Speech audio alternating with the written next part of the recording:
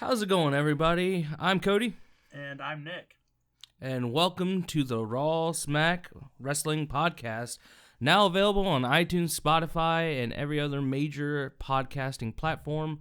We're glad to have you guys here, and we're going to be recapping the Royal Rumble and this week's Raw and Smackdown. So, do you want to start off Royal Rumble talk with the most interesting match we didn't even know was going to happen? Or at least we thought it was going to happen on the main show. You're talking about the women's tag titles? Yeah, that happened on the kickoff show, and we didn't even know about it. Yep. Didn't even watch it. Know what happened? Didn't even watch it. I didn't even know it was going to happen, so I didn't watch the kickoff show.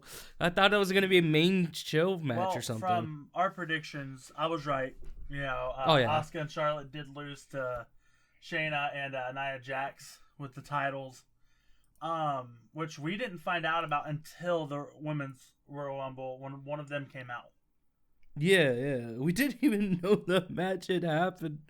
We're watching, and then the women's Rumble happens, and then we hear, that there was a match on the kickoff show. I'm like, we had this discussion about not watching the kickoff show because we just didn't think there was going to be an actual match. Why would you put a title match on the kickoff show?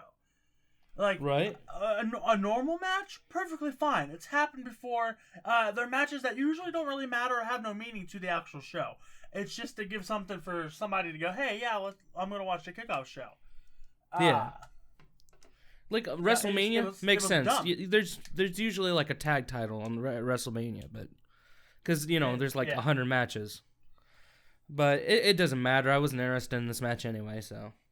And I knew Asuka and Charlotte were gonna lose the belt. We both knew this. Like, I think we gave this prediction like 2 seconds before we moved on to the next match when we were doing the predictions. So, anyway, moving on to the first match of the pay-per-view, we had Drew McIntyre versus Goldberg in a match that a dumb match. I like the match. It was okay. It was a nice power match. Don't get me wrong. It went back and forth a little bit. They both got to put their whippings. It's the match you get every time Goldberg or Brock Lesnar come back. And they end up losing. My issue with it is, by the end of the match, it's like they completely ignored the storyline trying to lead up to this. Like they were just having a match. Oh yeah. They did the whole, we're good now, good match, thanks for, wrestling with me. Overall, but, there's rumors now that Goldberg's still going to be the one to face McIntyre at WrestleMania. And I just don't see it. I don't want to watch that. Like, it was a decent enough match. It was good for what it was. It was within what makes a decent Goldberg match, meaning he doesn't do a lot. It's not a 10-minute match. Hell, the video package and the entrances were longer than the match, I believe. Yes. I'm glad you brought that up. The video packages for this damn pay-per-view? Look, this is the one time we're going to talk about this, and it's going to be for the full pay-per-view. Stop with the video packages, montages. I understand. No, that's fine. It's just they shouldn't be as long as they are. I understand at WrestleMania you want to cover everybody. Yeah, I understand the big ones. I understand the Royal Rumbles, a big pay-per-view. I don't mind the video packages, but do it for a few minutes, not something like a wasteful time of what Goldberg's storyline was. The Kevin and Roman Reigns one was that worse. One was super long. My God. I'm just tired of it. If you're giving me a good wrestling show with good storylines, then I'll be okay to sit through a package. But Kevin Owens and them, the same thing with Goldberg. I'm tired of seeing wrestling from them. Not individually, just together. Goldberg, I'm just tired of seeing in general. Yeah. But I feel like half the show went to trying to show backstories to everybody's match. It's because they know people don't watch, and this is the Royal Rumble. This is one of those pay-per-views that people will come back to watch. Right. It's one of the big four, and it's like, we know you're not watching our product, so we're gonna have this like 4 or 5 minute, package, so know what the hell's happening. Yes, but overall, anyway, I'll give the match. I'll give it. If you want to grade it, yeah. I'll give it a 4. A 4 out of 5? Yes, and let me explain. Or a 4 this. out of 10. A 4 out of 5. Are we doing out of 5 or out of 10? Shows out of 10, matches out of 5. Okay, so match-wise, I'm going to give 4 out of 5, and I'll explain myself here. Did I think the match was pointless? Yes, I think it was just hey, Drew has to face somebody. But I think both of them put on a good match for some of the matches that Goldberg has given us in the last few years. I like the fact that it was fast to the point. They did some hammering. I mean, it literally looked like they were hurting each other and everything. And I like the fact that I don't know if... I haven't heard anything about Goldberg being injured. Yeah. I really haven't. There's been nothing online. I don't think he was injured, but at the end of the match, it looked like he was going to fall over and pass out. Yeah. And now, either at this point, Goldberg was hurt, and it's laughable. Or he learned how to sell. Okay. I hope he's okay if he is hurt. But it was laughable because, Goldberg hurting himself is just funny. Or he learned to sell, Drew's kicks, like, super good. Like, I thought he was hurt. I thought he was, passing out. Yeah. But it was nice. It felt like, original Goldberg, not Goldberg now. So, and like I said, I'm not a huge fan of Goldberg, but as a kid, everybody liked Goldberg. He was this dude who just came out and wrecked everybody. And I got, like, that feeling again, like I was a kid watching wrestling again. So, I say 4 out of 5. Okay. Surprisingly, you gave it a higher rating than I did. The way you were talking, I thought you were going to give it roughly lower or the same rating, but I'm gonna give it a 3. I just thought the match was average at best. It was a Goldberg match, and just the trying to figure out who's the babyface and who's the heel is just getting annoying. I just put that out of my mind. Lately. I just put that out of my mind. Yeah. I stopped thinking about it. Like I said, I would have said 3 out of 5, but the whole Goldberg spilling and like falling like almost over and everything at the end, it sold me for an extra one. So. Yeah. Well, anyway. Alrighty, on to the next match, I'm assuming? Yes. Sasha Banks versus Carmella. Oh, did you pull it up too? To remember where they were? Or do you have it memorized? Anyway, I'll let you talk about this match. I don't have really any opinions of this match. There's not a lot to say about this match, and it's not a bad or a good reason. I love both these girls. I think they're both fantastic wrestlers. It's just, I think Carmella is just a fill-in spot. They're trying to fill in for what we're talking about later. We're not going to say who won yet. If you haven't watched it yet, I'm sure you have. For who won the Women's Royal Rumble, and they're going to challenge Sasha. We already know this. But I think she's just a fill-in spot to give that, like, hey, we have to have you have some feuds before WrestleMania, before the Rumble, and Carmella was a choice.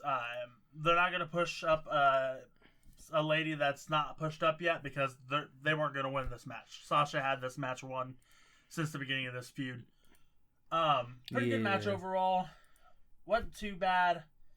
I believe... I want to say she messed up the submission at the end. If I remember correctly. I won't hold too There's only the one thing I remember this match is Carmella doing her best Alita impression and trying to break her neck when she did the suicide dive. Yeah. And she face planted into the ground. That's the only thing I remember of the match. Crazy. But yeah, overall, it was an alright match. I'm going to say, once again, 4 out of 5. Just because it's a fill-in match. I don't like fill-in matches. If it wasn't a you're being match, really generous today. Like I said, and I'm biased here. Yes, it's the extra point for the Sasha. I love Sasha Banks. I love Carmella. Like I said, I think they're two of the best women in there right now. There are other women in there that are good. Don't get me wrong. Don't anybody take that to heart.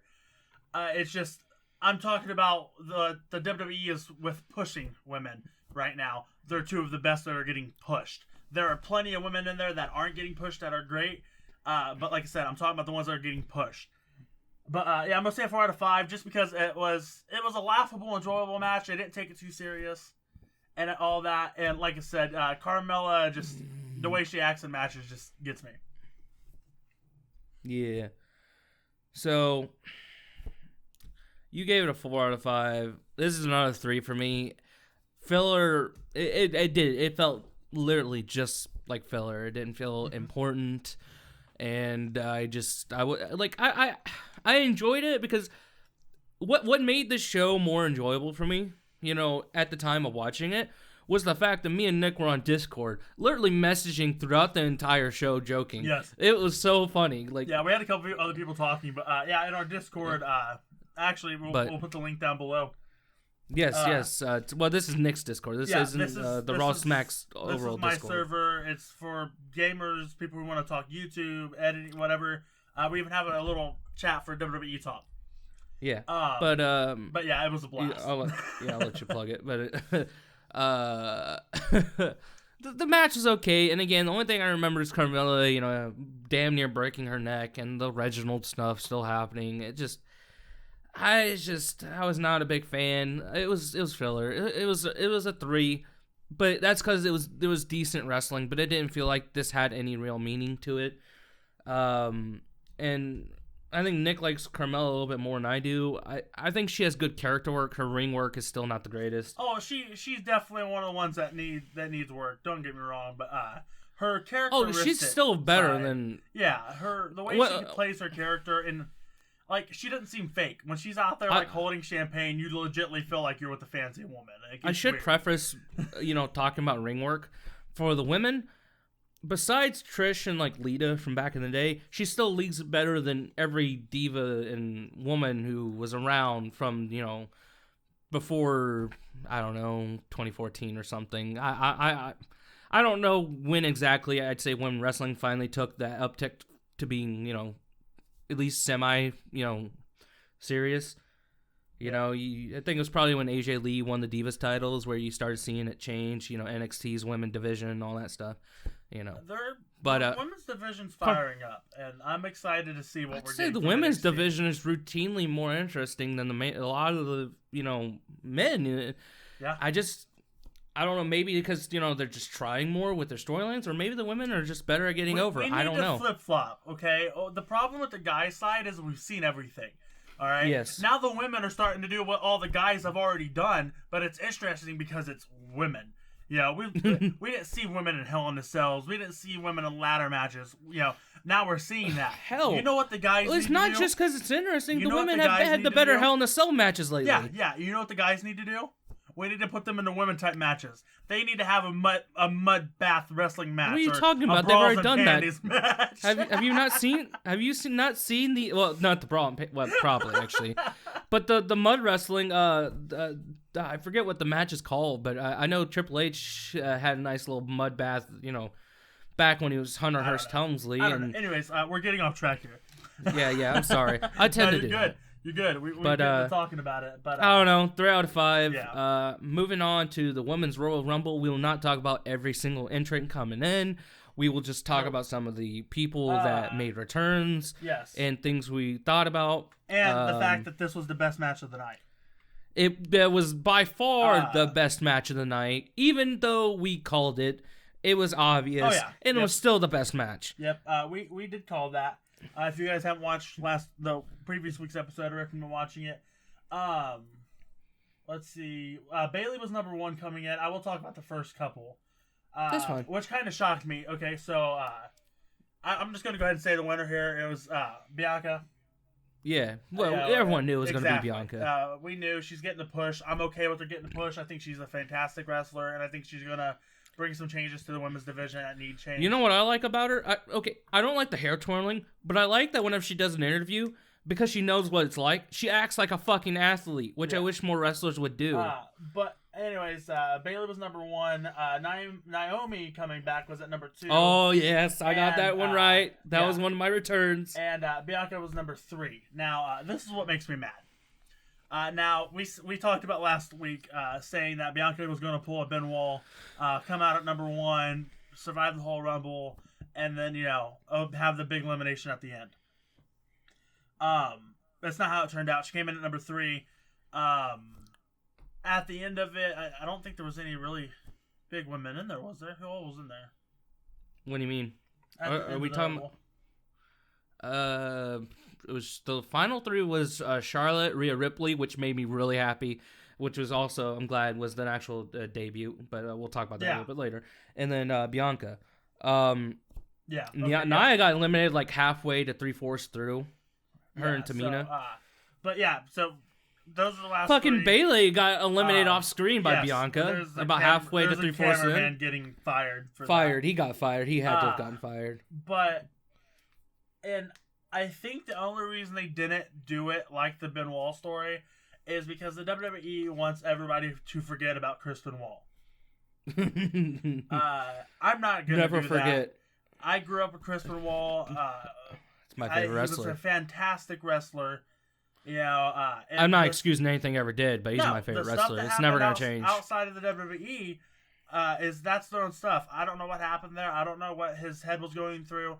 We're not gonna get into that. I do because I was such a big fan, but we're not talking about that. Well, I know stuff. I'm that just happened, talking about the wrestler. We weren't there. Nobody actually knows what happened. Besides what they think happened from the evidence that they found. But I'm not gonna criticize the guy's career, for him having a brain issue and losing it and doing what happened.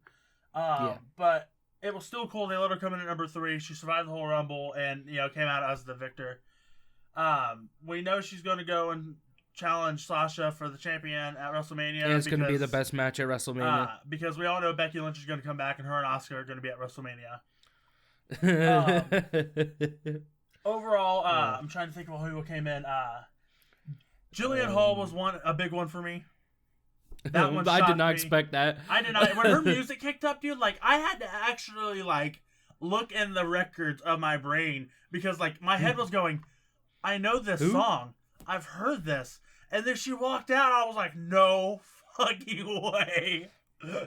Let's backtrack a little bit here. My favorite thing that I didn't think I was going to like, and this we'll get into this, and maybe Nick will go on his rant in a second because of this. So Billie Kay comes out beforehand, because this is tied to Jillian. And instead of, going in the ring, she's trying to join up with someone since she got kicked out of the Riot Squad. She's got a headshot, and I wanted her to get denied by everyone. But Jillian, comes out and they decide to team up. They go in together, But I'll let Nick get to his rant about that. No. I'm not going to rant about Billie Kay because look.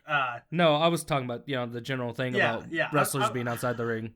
I'm not going to rant about Billie Kay because Billie Kay made sense to her character. And once she's again, a joke. I will fully admit before we get into anything with the Iconics, I am obsessed with the Iconics as a tag team. I think they should have stayed a tag team. I think they should have held on to the titles longer than they did. And I think they should have got a legit run of beating people, not the joke of them getting pushed around and running from people. I think they got crapped on as a tag team when they were one of the ones carrying the tag team for the women's division. And, the tag team women's division just sucks now. They suck. But we're not going to get into that. Been good. If I get into that, I'm going to rant for hours.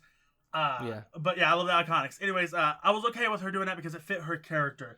And it was funny that every time somebody came out, she was up there with her little picture going, I could be your teammate. We could be tag team partners. And all of them except for Jillian Hall were like, nah. Get the fuck away from me. But when Jillian came out and they went in, they started kicking ass together. At first I was like, I'd be okay with this if Jillian stuck around for a while, but then I realized she's not gonna stick around for a while. She's not really that great of a wrestler. She's got great character work. She's another one that she's not a terrible wrestler. She came up in a time where the women weren't even expected to wrestle. Really. Exactly. So I don't expect that. Her character carried her through her career at WWE. But that shocked me. Just somebody I never saw coming back to the WWE. And she did some work in the ring, man. She looked a lot better than she did years ago when she was there full time. I will say this about the Women Rumble. They made every woman, they gave them a chance to shine for the most part. Yes. Whether it was actually in the ring or with character work. And that's one thing I think the Rumble should be. It should be a way to showcase the fact you have 30 people in the ring. Yep. At least showcase at least half of them. Give half of them some type of spotlight. Yep. But Victoria made a comeback. That's not one we guessed, and she. Yeah. Well, I did not expect that. I didn't think she'd ever come back because I don't know if it was after she left the WWE, but she had leaks come out, and then she moved into porn. She did porn for a little bit. And as we all have seen with previous people like China, Vince does not like any wrestlers who have leaked footage of them nude, having sex, doing porn, anything. Except when he's telling them to go pose for Playboy, right? Yeah. Because China and a few others after her posed for Playboy. Well, and you gotta remember, okay, and don't get me wrong, I'm not separating Playboy from porn. Playboy is porn. I was about to say, Playboy's business has... There's a bunch of nudie pictures there. But Playboy's business has... The articles are really good. They've sponsored themselves to look like a... look, yeah, this is a nudie porn mag, but, they're not showing, stuff that, porn's gonna show. And on top of it, I'm absolutely sure Vince got money from that. Oh, yeah. Whereas in stuff like China doing her own stuff, Victoria, Melina, Mickey James, a bunch of that was softcore. That was before as well, and that's for fine. A lot of those people. But I think Vince gets pissed at those ones because it's people when they're looking that stuff up, they're not looking them up by their names. They're not going, well, I know her by her porn star. No, they're going on there. They're typing in WWE Diva, with the person's name and looking for it. Yeah, but and that's why Vince is getting pissed because he's not making any money off of it. But anyways, moving on from that, we had a couple NXT. Toni Storm. She came out before Jillian, I believe, yes. And I'll admit I haven't been watching NXT, but she looked pretty good, so I'm excited to see her if she's going to be on the main roster now. Yeah. I'd be okay with it. The NXT woman that I wanted on the main roster is on the main roster, and they made her look like $1 million, so I'm happy. Yes. Rhea Ripley was great. Yes. I was just so happy. Coming back to when Victoria came out, Peyton Royce also came out, and at this point... that was a good spot, yes. Yes, it was. At this point, Billie Kay was in the ring and everything, and they teased. And the writers of this show, the people that made this pay-per-view happen, I want to personally extend my middle finger to you, because you teased the Iconics getting back together, and you're not going to move anywhere with it. And it's going to make me mad. And don't get me wrong, I want them both to have their solo pushes. I think they're both good enough to have their solo pushes. But, like I said earlier, you've ruined the tag team division for women, and I don't think we're going to get that back. Also, about midway through the match, we had Charlotte and what's-her-face. I already forgot her name. Let me pull this right back up. Lacey Evans. They had their little drama. Lacey came out in Ric Flair's music. We're not even going to talk about that. I was just mentioning they still had the storyline in the Rumble. Yep, that's all we're doing. She came out. I believe she had the robe it's okay. on, didn't she? Yeah, she had the robe on, and the feathers went everywhere when... Yeah, that was funny. I will talk about that. Thank you for bringing that up, because I almost forgot about it. I believe it was Bailey. I want to say Bailey. So Lacey comes out here. She's wearing Rick's robe and everything. Charlotte fucking goes insane. Charlotte's over here, staring at her. She's walking down the ramp, bitch, I'm going to rip that off you, and I'm going to rip you in half. But she gets in here, and Charlotte just commences to beating the shit out of her. Well, as you know, Ric Flair's robe has a crap ton of fake feathers on it. So, Charlotte's over here on... I bet you they used to be real. Right? I bet his original ones were real. But, so Charlotte's over here commits to beating the shiznits out of Lacey Evans with the robe on. So she's beating her, yanking her around and everything. All these feathers are flying off, and they're, floating across the ring. Literally floating. And at one point, when the camera switches over and they're looking over the corner where Bailey is, and she goes to turn around like she's going to go after somebody else, and I swear she lost complete sense of mind, because she turns for a split second, looks down oh, pretty feathers, and then commits to going back to the wrestling match. I will bring that up, but we're not going to go any further with that. Well, let's talk about the worst part. And a return, an apparent legend made her return during the match. All right, so... oh, man, all right, a legend. So Alicia Fox. Legend. Alicia Fox. It's not Alicia Fox. It's legend. Her Alicia music Fox. kicks up. She starts coming out, and I want to say it was Michael Cole. It was Michael Cole, I believe. Pretty sure it was Michael Cole. Or no, maybe it was Lowell. I don't know. I don't think Michael Cole was one of the commentators. But she goes to come out, and as she's walking out, you hear one of the commentators go, "The legend, Alicia Fox." And I'm sitting here. I'm just losing my shit in the Discord when that happens. Instantly, in Discord, we're like, "Legend? What? Like, no, she's not. Not yet. She's the one out of the Funkadactyls no one even remembers. Like, Naomi is a wrestler. Naomi will be a legend when she retires. I'm not saying that Alicia Fox is a good reality TV star. Okay, I'm not saying at some point she's not allowed to be called a legend, but I am. I don't think she contributed. Enough. It's not even about being there. I think too many people were given the title of legend.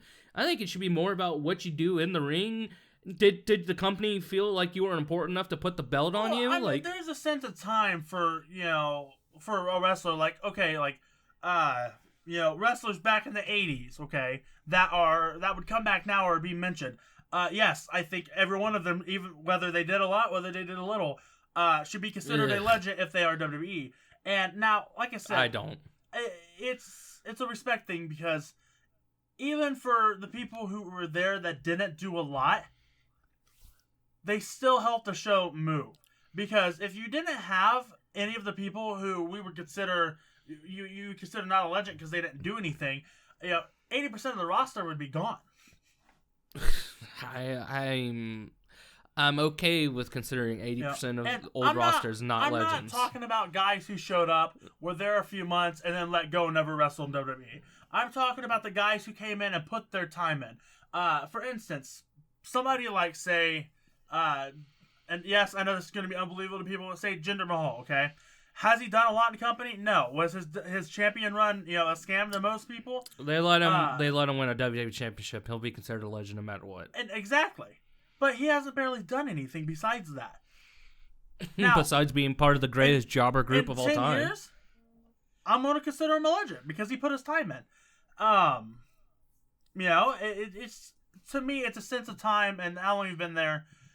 Now, you got people like, and yes, he's still considered a legend, say the Ultimate Warrior, that, a lot of people are like, well, he was an asshole, blah, blah, blah, he didn't do this, or he did this. Somebody like that, in that standard, now, he still did stuff, yes, he's still considered a legend, but I'm saying in that stance, of somebody who was there and then wasn't, wouldn't be called a legend. Yeah. But, anyway, we are getting off track. Thanks. But anyway, she comes out. After a little while, R-Truth comes out, and I had to mention her first because this leads into R-Truth coming out.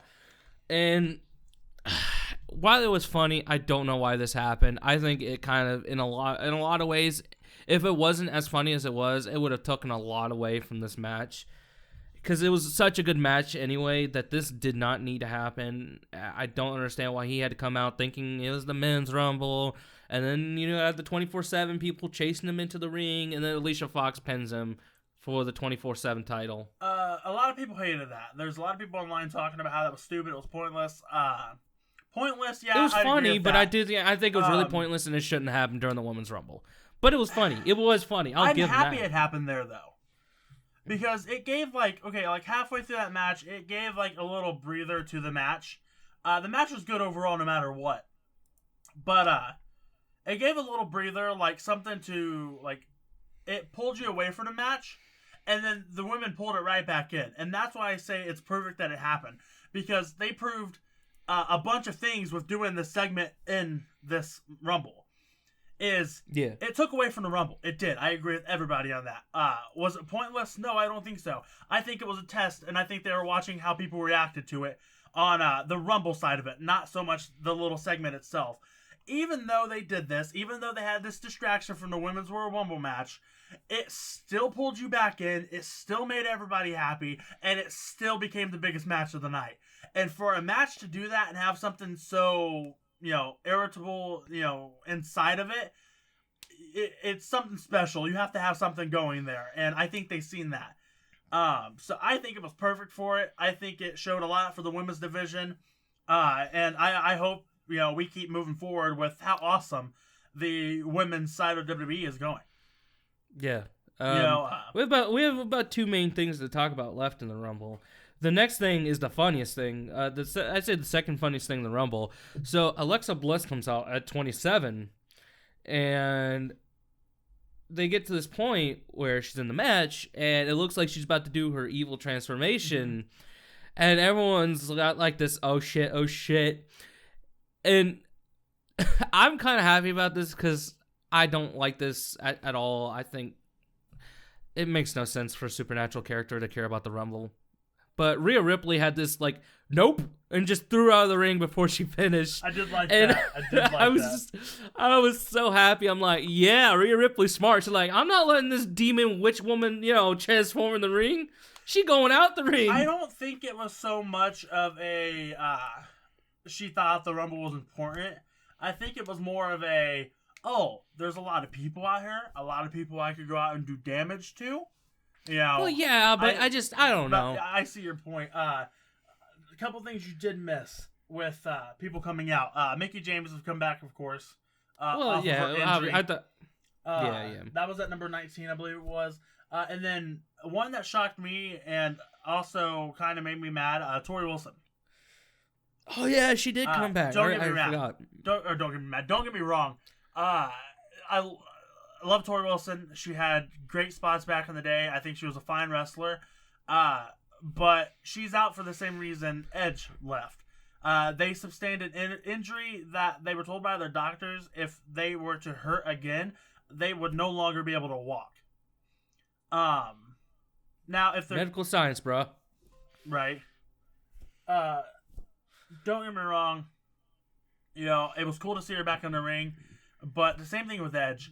You guys have families, you have, kids, and you're coming out here to put it all on the line for a little spot. Now, Edge came back full time. I don't think Tori Wilson's come back. I think she just came back for one match. That's cool, but you got to take care of yourself, and mental, physically. Because I'm sorry, what if she walked out there and one of the younger girls who aren't as experienced, or even one of the older girls who haven't been in there for years, like Victoria or Jillian Hall, dropped her wrong. Fair enough. And I'm pretty sure even when she went out of the ring, she still took a bump. I don't think it was anything serious, but like I said, the doctors told her when she left the first time, you take one wrong bump here and you're not going to be able to walk anymore. You'll be paralyzed. Yeah. You think that would be enough to make somebody go, yeah, I probably shouldn't do that anymore? Not people that love the WWE. There's a reason why Daniel Bryan came back and Edge came back.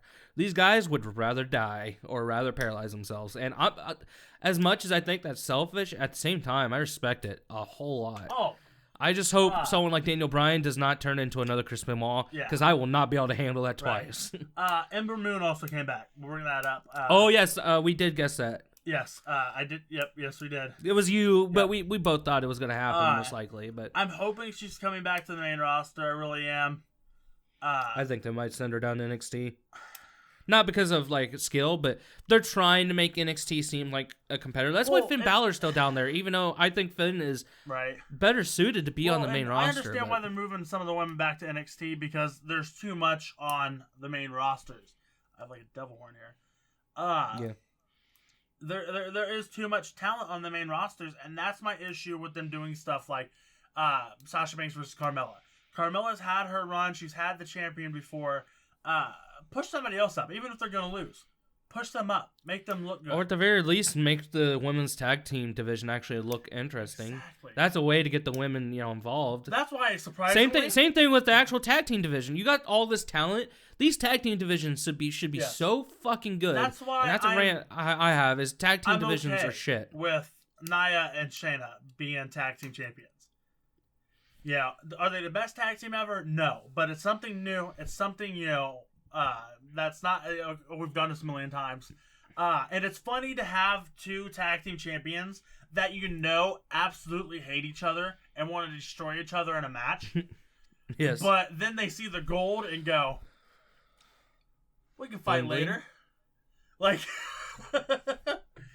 Yeah, it's just funny. It's something that, it seems like it's something original,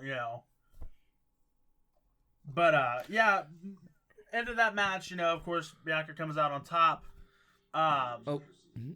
What? My TV decided to come on. That was weird. Fair enough. But yeah, Bianca came out on top. Rhea Ripley had a nice little thing there at the end. I don't think she's announced. I would have to go through the notes again for Raw and SmackDown, but I didn't see that she came up. She was on the shows, which pissed me off. But they just had her eliminate probably more women in that match, and she was the second. She was the runner up. Yeah. You can't tell me you're not going to be using her. Right. Because if you don't, I'm going to be pissed. But, Fast track her to, Raw Championship.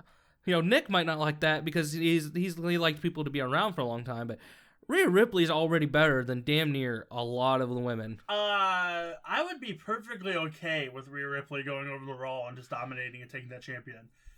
Look, Rhea Ripley, and yes, I'm going to say this, and people might down me for this, but Rhea Ripley is like the Stone Cold of women. She comes out. Everyone's trying to make Becky Lynch the Stone Cold. She comes out. Well, and that's the problem with it, is they're trying to make Becky the Stone Cold. And at first, I'll agree. I was saying Becky was going to be the Stone Cold of the women because it happened naturally. They overbooked her afterwards. Exactly. Instead of letting it roll like they did with Stone Cold, that's what they do with all their people these days. They forced her on you. Ripley's coming in here. She's kicking ass, taking names. The WWE's trying to shut her down, but it's not working. Everybody loves her, good or bad. She comes out there, she whoops on bad guys, good guys, anybody who gets in her way. The Stone Cold way is what I'm calling it. And I don't think she's going to get the push that she needs to be pushed on, especially right now. Because, Becky Lynch is going to come back and she's going to take over, the Raw side of it again. And right now they have Sasha and Bianca coming up right behind her to take over SmackDown. So I think she's going to get pushed either back down to NXT or they're not going to do anything to her. But I'd be perfectly okay if she went to Raw and just completely wrecked everybody. But anyway, like we said earlier, Bianca won. I'm just going to go straight into my grade because, honestly, I have nothing more to say. It was a great match. It's 5 out of 5. Yeah, me too. It's the only 5 out of 5 on the show for me. Easy 5 out of 5. Like, the match wasn't even over, but the moment we got to the final 2, I'm like, this is a 5 out of 5. I win no matter what. I was that way before, like, halfway through the match. Well, if Charlotte would have won, as much as I think Charlotte's a really good wrestler, I would have been pissed. So I was on 5 out of 5. And I love Charlotte. Like, I think she's a great wrestler, but she's had her time. She's not winning 2 in a row. Yeah. Fuck that. But moving on to Roman Reigns versus Kevin Owens, last man standing for the Universal Championship. I can already tell this is going to be where we differ a lot on this match. The match started off great. That's weird. Why is the whole going up into the stands where the monitors and stuff are? That whole part was great. I think they were doing wonderful. I was actually enjoying the match. It all went downhill when we decided to go behind the curtain and show the rest of the stadium. I was actually completely okay with that because, and everyone's calling them copying this, but then again, what people so the spot which made us both shit our pants, at least it made me damn near shit my pants, when Roman tried to kill Kevin Owens with a golf cart, and Kevin actually took it like a stuntman. I'm not saying that behind the curtain was bad. It's just what happened. They have such a hard time with making stuff in the back. It was too much. The problem is it was too much because that should have been in the match. Exactly. But here, here's what I'm going to talk about because it's gonna tie into AEW and then the past and then our at least my first thought. So my first thought that happens, I'm like, well, Roman's taking after Rikishi, trying to take out another person using the stunner for their finisher. And this time, Roman is doing it for himself. He ain't doing it for The Rock. Right. But, everyone, the people who are AEW fans or not or whatever, they're like, oh, AEW just recently did this. They're copying AEW. And I'm like, maybe they saw it, maybe they didn't. But I'm sorry, this was not the first time someone's been ran over by a golf cart in WWE and in wrestling history. Yeah. Like, shut up. You don't know what you're talking about. I'll admit, I don't watch AEW a whole lot. I'm trying. I really am. Because it would be nice to see WWE have a competitor. But there becomes a point when you're starting to do all the same things that TNA did wrong. I'm sorry, Sting should not be that important in your show. He is old. Like, and what happened to him being done because of his injury? Right. But anyway, that's neither here nor there. This is a Rumble and WWE discussion for this video. If we have an AEW episode, whether that's both of us or just me, will be down the road once I feel comfortable even talking about it. Yeah, we'll see. But anyway. But yeah, overall, the match was not terrible. It was a lot better than I thought it was going to be. It was longer than it needed to be. I will give credit. It should have ended at the golf cart spot. Yeah, it should have ended in the back. They should not have come back out. I will give credits to them not having Uso interfere. That was actually kind of surprising. Overall, I mean, we all know how this match ends. Roman Reigns comes out number 1. Now, no, we got to talk about the greatest botch of all time. Botches. So okay, Roman gets the shackles. He goes to try to do I was what. Get to that. Oh, I thought you were just basically going into the end because that's what it kind of sounded like. No. I was going to give my rating and explain why I was giving my rating because of that segment. Okay. Look, naturally, match overall before this one little bit happened, I'm going to give 3 out of 5 just because they did put each other through, some stuff that, I'm sorry, you're not telling me is, they didn't fake this out. Like, they were hurting each other. Yeah. But I would have said 3 out of 5. I'm going to say 4 out of 5 for this one reason. So, you're giving it an extra point because of how bad it is or something? I'm giving it an extra point because of how hard I laughed. Because, look, there's not a lot in the WWE that makes me laugh anymore. And this shit made me laugh for a good 20 minutes. That's not a good reason to laugh, though. I don't blame the WWE. I blame strictly Paul Heyman for this. I guess I'm giving it an extra point because it shows that Paul Heyman is not a robot. He is human and can make mistakes. Not with his mouth, but with his hands. So, Roman breaks out these handcuffs. Why? I will never know. He's just going to handcuff him like he did in the Hell in a Cell, not Hell in a Cell, the cage match. Okay, but like... Or was it Hell in a Cell? I don't know. The thoughts of of not being able to stand up with handcuffs on. And they weren't even normal handcuffs. They were actually leg shackles. Yeah. So he could have stood up. Yeah, exactly. So this whole thing is he comes out with these things, goes to attack Owens with him. Owen gets them from him, and ends up handcuffing him through one of the stage stand parts, whatever it's called. Stands, light stands, whatever you want to call them. But he stretches them across the inside, and I understand they were trying to make it look like Roman couldn't stand up. Roman could stand up. Roman could have stood up, which was the first funny part. I do blame the WWE for that. But so Roman's down. We's trying to get these things off.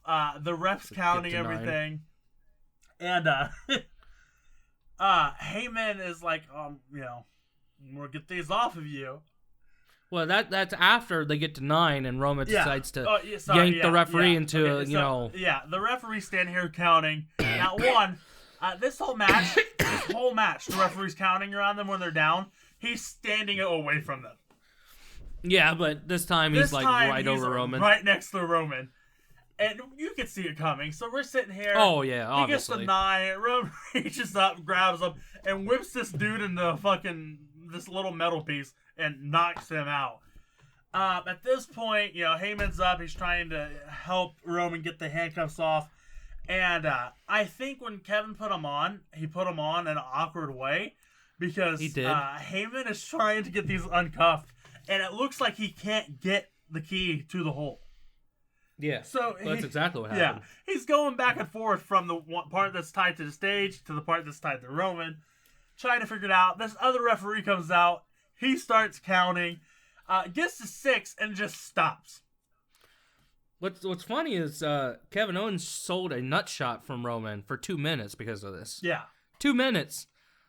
Yeah. Like, let alone Roman losing. That should have been a double count out because Kevin Owens is on the ground for fucking 2 minutes from one nut shot. Yeah. Which, people calling that unrealistic. It's unrealistic in the sense that WWE has the wrestlers sell nut shots for at most a minute. Yeah. I think it's realistic because any guy's ever been kicked in the nuts they know or punched in the nuts, but they know the pain. It cracked me up because there was no reasoning for the ref to stop. He's looking at both of them. He's at 6 going, this match isn't supposed to end this way. This way. So instead of just like slowing down or like Kevin trying to get up or something, you know. Yeah. Or Roman just doing the one thing he can actually do. Stand up. And doing all these options. The ref just looks at both of them and just stops counting. And you can tell that the WWE, the people in the back, they're like, we know this is happening, so let's pan away from the referee. Maybe they'll forget the referee exists and he's not counting. At that point, I know they're like Kevin had gotten up shortly after he stopped counting. You know, I don't think he did. Because sure they had himself for like 2 minutes. He rolled over and rolled off the stage. That was earlier in the match. I don't know. I might get mixed up. But, yeah, it was just... It was a fuck all show. The whole ending of that match was just messed up. Like I said... But anyway, Roman got out of the handcuffs and then choked out Kevin. Yeah, nobody cares about that. Guillotine. The match was over by the handcuffs. Oh, yeah. But, I would say 3 out of 5 on a normal, regular match that it was, just because some of the stuff they did. But like I said, I'm giving it a 4 because Heyman never messes up. He is a very professional person in anything he's in. Except when it comes to money. Yeah. He's a horrible businessman. I love watching ECW stuff, not because it's really great wrestling, because... if you watch old ECW, there's some good wrestlers. It's not good wrestling. These are a bunch of guys just beating the shit out of each other. But, you know, it's interesting to at least watch. Yeah. But he's a horrible businessman. There's a reason why that went out of business. But anyway, that's getting off track. I have to agree with a lot of what you said. And I'm surprised it's a 4 because of how stupid it was. And now that we're talking about it again, like, I was going to give it a 4. But now I realize that, like, I don't think that way. Like, if something makes me laugh for the wrong reason, I ain't gonna give it a point. It's a 3. It's a 3 for me. It was a 4, but it's a 3. That ending really does ruin what was overall a decent match. It was gonna be a 4, you know, because of most of the match. After the golf cart, I started to lose interest because I'm like, no one's supposed to get up after that. Because, you know, since Kevin took it like a stuntman and took it right, it looked like something no one should get up from. Not like, oh, he barely got hit by it. No, he went through the windshield. Yeah. Like, that should have been the end of the match. But anyway, I'm going to go 3 out of 5. We'll get to the Smackdown part later on. I thought this was going to be the end of this feud, but apparently not. Anyway, moving on to the Men's Rumble, the most boring match of the night. This is going to be a fast run-through of this match. Honestly, I just want to talk about the surprise entrance. If you guys ask me, yeah, I'd like to cut this whole match out. We're not going to do that because, of course, we're talking about the Rumble, the show altogether, and Raw and SmackDown. Yeah, but overall, they pulled a Chris Benoit with Edge. The only difference is instead of having Edge actually, fight through the whole match, he just kind of got punched and kicked by every person who came out and, laid in the corner of the ring when he wasn't outside of the ring. Oh, yeah, beating the shit out of Randy too. Yep. Because that's how they started out the match. Do you just want to talk about this? Just wait. Because this is where my rant starts. This is where the rant starts. This is where my fucking rant starts. Because I am mad. And I am pissed. Okay? 1. If you go outside the ring for more than 15 seconds when you're already inside, you should be automatically eliminated because it is absolute bullshit.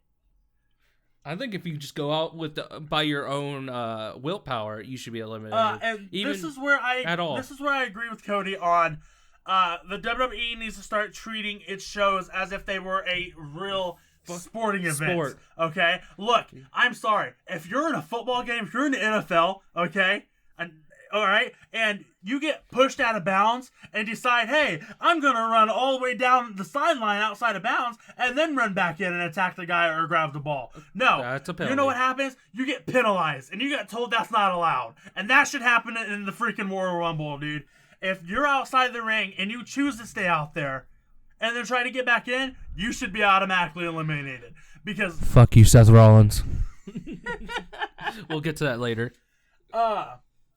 Look, don't get me wrong. I love Edge. I think he is one of the greatest wrestlers of our generation. It got to a point where I was at least happy he won it compared to Asuka. I'm going to say this. Nick's got the other opinion, but... And I'm going to say this, and yeah, it might piss people off, but I'm sorry. Edge, you're washed up, you're old, you have a family at home, go home and be with them. I don't think he's washed up. You're not the Rated R superstar anymore. He's not. And they're trying to claim that he is, and he's not. The Rated R superstar would come out there, whip ass, take names, spear people, and be done. Not come out there, lay there the whole time. I did not like the entry of the match. He was number 1. Randy Orton was number 2. The whole Edge attacking Randy outside the ring. I'm sorry. I thought Edge was the good guy in this scenario. Shouldn't it have been opposite and Randy attacking him? No. But we had a stupid segment of, oh, look, Edge hurt Randy's leg, so now he's going to miss the whole match so he can pop up at the end. Yo, I was being optimistic. We were talking about this, and Nick's like, yep, he's coming back at the end of the match. It was pointless. It was stupid. Okay, Sami Zayn was number 3. Optimistic he was out. I laughed at that. I laughed at Sami Zayn being number 3 just because of the conspiracy theory that the WWE is working against him. Yeah. That cracked me up. Overall, at this point, Edge and Orton's been fighting. They're outside the ring and everything. They're going under the ropes to get back outside the ring. I'm going to keep on ranting about it because it makes me mad. And then one of the most pointless people to come out here was Mustafa Ali. Look, I'm sorry. Other people like him. I don't see it. I don't. I don't know why. I didn't like him in NXT. I didn't like him when he wasn't with this stupid renegade of, mask-wearing freaks. Whatever their name is. I don't like him now. I'll never like him. I think he's the great value brand of AJ Styles. And yes, I said it. I don't like AJ Styles. I think AJ Styles is a way better wrestler, but they're boring. They think they're bigger than what they actually are, but they are boring. Where are we I'd now? have to say my hatred for Mustafa Ali has to do with this finisher. I hate the Spanish Fly with a passion, almost as much as I hate the Canadian Destroyer. Dolph Ziggler came out. That was pointless. He didn't really do anything. Are you gonna really go through every entrant? No. I thought we're just covering some. We're just talking about the returns. I thought we just talked about the returns because the returns were cool. We're saving the one for the end. I have to have one good thing coming out of this because right now it's a rant, and we're not talking about this great heap of a man while we're in a rant. Can I rant about Daniel Bryan? No, that's another good thing. We'll get to that. It's not a good thing because of one of the returns. One of the returns ruined my Daniel Bryan. We'll get to that. Moments. He's not out yet. I'm trying to go down through the list. Miz and Morrison coming out, boring. Oh, fuck that. And especially with the Bad Bunny shit. Okay, I don't know who I'm going to offend here, and I don't want to offend anybody, but who the fuck is this guy?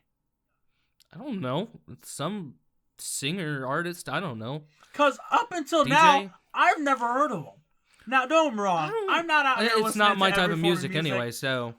Just like the whole point, and Booker T standing out here. I thought Booker T was going to do something.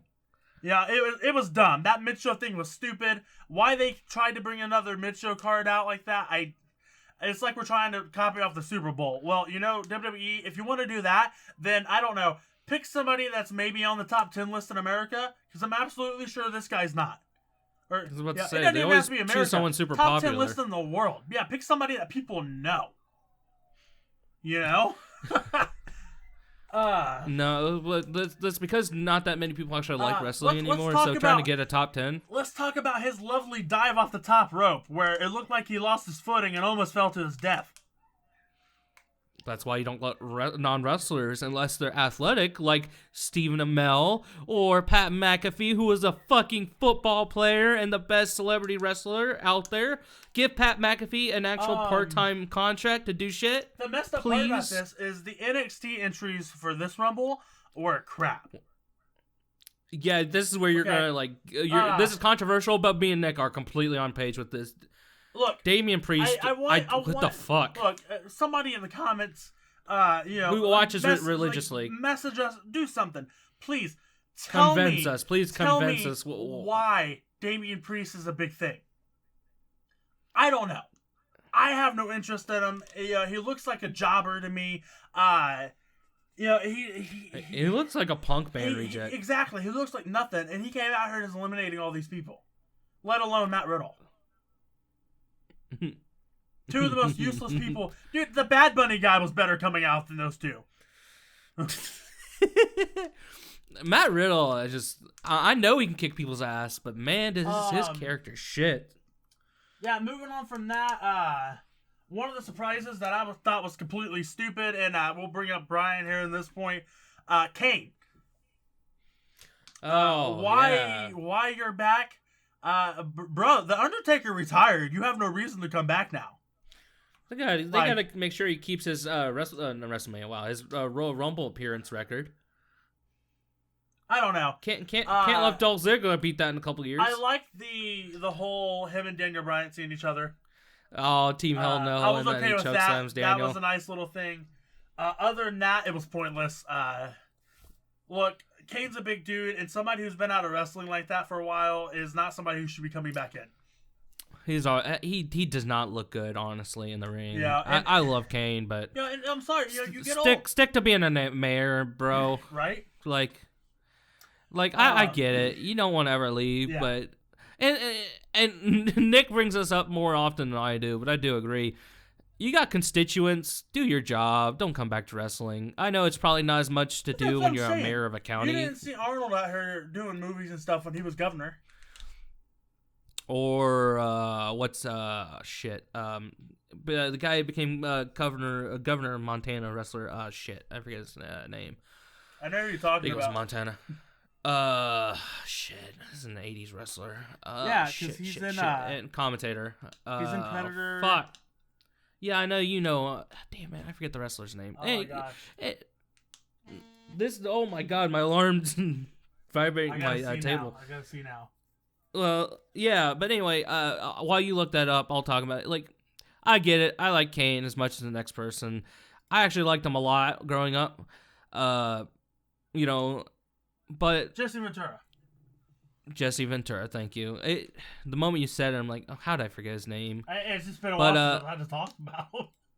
Yeah, but you got constituents. You are a politician. It is your job to be a politician, not to go to Florida to wrestle in the Royal Rumble. And at this point, Kane comes out and he eliminates Ziggler, and that tells me one thing about the WWE is. We're telling Ziggler to fuck off. We're not having you as anything with history of WWE. Ziggler gets shit on all the time. I've gotten used to it. But moving on. Just from like that, my favorite wrestler at this point. Anyway. Moving on from that, let's see here. They had the whole Corbin and Mysterio family shit come out. Oh, I don't care about that. That stuff's still fucking happening. That was pointless. I was happy to see him when Dominic got eliminated. What? Do you want to rant about AJ some more? He came out with his big because I completely bodyguard. Called this as soon as he came out. We knew he was going to get thrown out and caught by this dude. It was blatantly to see what was going to happen. The same thing as Carmella. And I thought it was funny though. I thought it was really funny though. It was all right, and great. How many times has he caught him off the rope? I don't know. I'm gonna be honest. The men's rumble. I don't remember a lot of stuff in it. I just remember the shit that pissed me off at the end, and having a different opinion about how the match should have ended than Nick after that happened. But which is fine because that just makes it more interesting. The thickened hurricane. Oh yes, because we're in the Thunderdome, so there's got to be a hurricane come through. And he does this famous, double chokeslam spot that he tried to do like 10, 20 years ago, whatever. Again, it was dumb. It cracked me up. The a little returns bit were because, better like, in the women's Rumble. Well, like, how did you do that? He came out, and like at first, I'm not gonna lie, I thought it was somebody else in his costume. Oh, you didn't think it was her, like Shane Helms? I think that's his first name, Shane Helms. It's her. It's Helms. He's put on some weight. Dude's in his 40s. Oh, I'm not saying it's a bad thing. It's just I don't know. He doesn't wrestle anymore. That's the point. Like, you should. I think he looks the same as he did. Last time he was in TNA with Matt during their stupid final deletion matches. I watched the final deletion stuff with Matt and Jeff. It was just surprising. Like a lot of people don't think about stuff like that. People you saw from when you were a kid that you haven't seen in years popping back up. It's like when I've seen wrestlers that I grew up watching because my dad watched wrestling when he was younger. I've seen them in their young age, and then I see them like in documentaries and stuff now, and they're like completely older, and you're like, oh my gosh, like. Wrestling doesn't age people really well. No, it does not. Most wrestlers don't age very well. I'd say Triple H is aging pretty well, surprisingly. That's because he's staying in there and working out. Anyways, the Hurricane came in. He was thrown out by Lashley and Big E as soon as he hit the ring. Christian come out. I don't care. Oh, I liked it though. You didn't care. I liked it. I like Christian a whole lot. I like Christian too, but the only reason and I don't blame Christian for this. I'm not hating on Christian. I am not saying I don't care on Christian. I'm happy Christian's there. I think he's. I'm starting to think you hate Edge. I don't hate Edge. I just hate the fact that he's back. Look, I don't. If it's safe for him to wrestle, I don't care. Look, he came back. He's already been injured since he got back. They're gonna let him. His tricep. That's not the same injury. They're gonna let him win at WrestleMania. They're gonna let him have his last title reign as the Rated R superstar, and then he'll be gone again, and he'll leave for what won't be as a emotional leaving. Yes and no. Like, to be fair, yeah, it won't be as emotional, but what's gonna be, having to retire? Like, I'd rather him go out on his own terms than, well, the doctor, back when the science wasn't as good or there wasn't as good treatments, told me I could never wrestle again. This is a guy that... I'll be honest. I'll be honest with you, and I admit it to myself. It's probably not even an Edge thing. It's a WWE thing. The same issue I had when they pushed Rey Mysterio to be World Heavyweight Champion because his best friend Eddie Guerrero passed away. Well, and it might be that. It might not. But I think it's pointless and stupid. And we're shitting on these younger wrestling people, wrestlers, I should say, that we should be, getting in there, getting trained for the showmanship, and getting pumped up so that when people like Edge are gone, we have our next wave of legends. Yeah, that's never going to happen. No, they it's don't not, because we would rather bring older wrestlers back and put the belt on them rather than trying to bump younger wrestlers up. It's not just that. They just know how to use their younger guys, or if they do, they only use like 4 of them. Moving on from that, the Hurricane was eliminated. Christian came out. Can I get to my rant now? Are we even to that point yet? I don't think he's been. I don't fucking know. I'm not even keeping track of what you're looking at. No, we're not to that point yet. You can have your rant when we get to it. It's not gonna be as long as a rant as your rant. I don't care. We're not there yet. I want to shit on Seth Rollins so bad. We will when he gets there. Fucking Seth Rollins. I hate him with a passion. Overrated fucking wrestler. Sheamus came out at 27. I am going to mention this because thank you, Sheamus. He also eliminated Mysterio, which is great. Cesaro came out. I didn't care. Cesaro came out at number 28. Sadly, that's part of that. That's part of my fucking. Oh God. He came out at number 28. We forgot about Shinsuke getting eliminated about halfway through, which pissed me off as well. Yep. Because all the wrestlers I liked got eliminated. Well, I guess one of them I liked won, but of course, that's you different. already heard from Cody. The guest that I had coming back, it happened. Seth Rollins came back at number 29.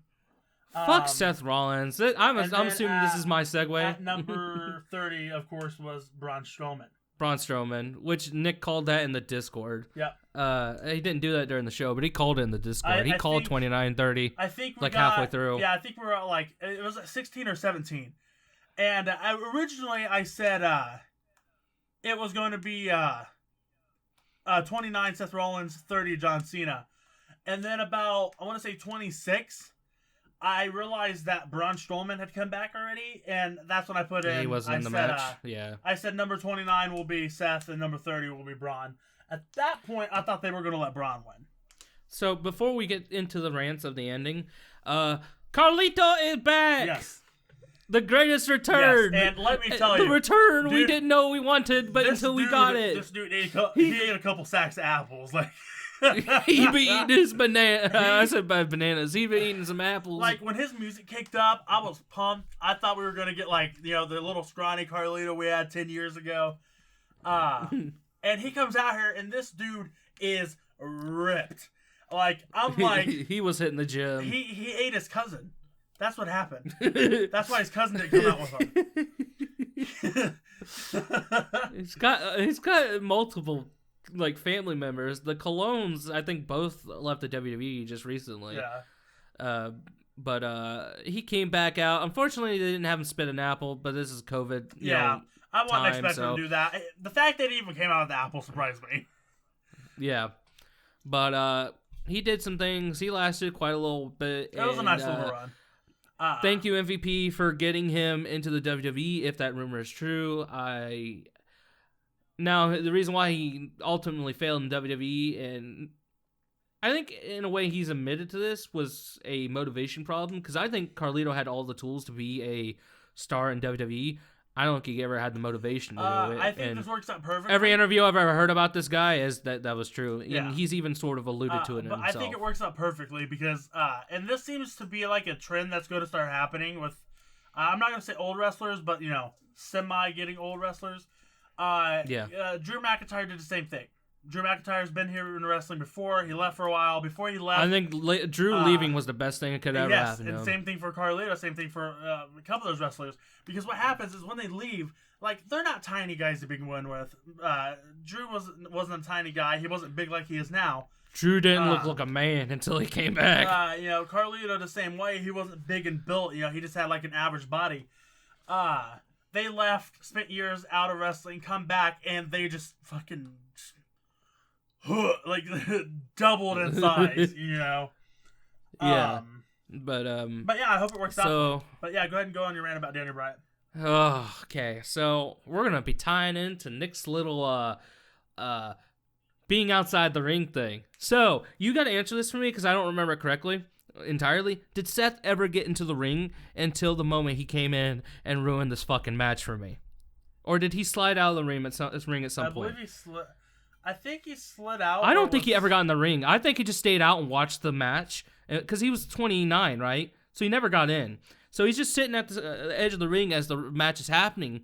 At this point, I believe Cesaro's already gone. For a few months. Shinsuke's gone. He was trying to get the feel of the ring back in before, They should have changed his character away from the Messiah thing. They should have. I hate that character so much. As soon as he came out with that music on, I knew he wasn't winning. I'm like, I hate it so much. If he came out with different music, as a different, story, back to his old music, I don't care. I think he would have been one winning it. But the fact that he came out with the Messiah crap, yeah. But the Monday Night Messiah doesn't even stay in the match, and this applies to his rant.